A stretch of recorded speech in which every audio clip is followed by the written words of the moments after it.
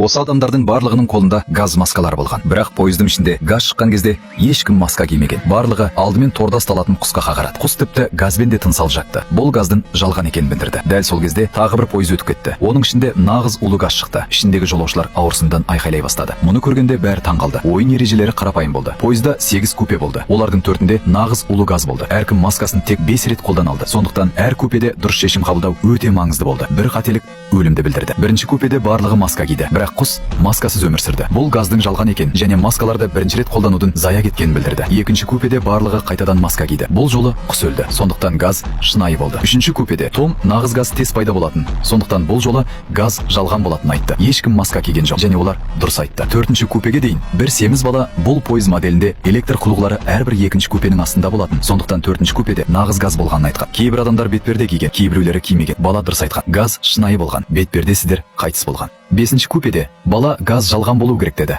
Барлығы бетпердесіз кіріп, бәрі аман қалды. Алтыншы купеге келгенде жағдай нашарлады. Тек 3 купе қалды және барлығы маскасын тағы бір рет қана кие алды.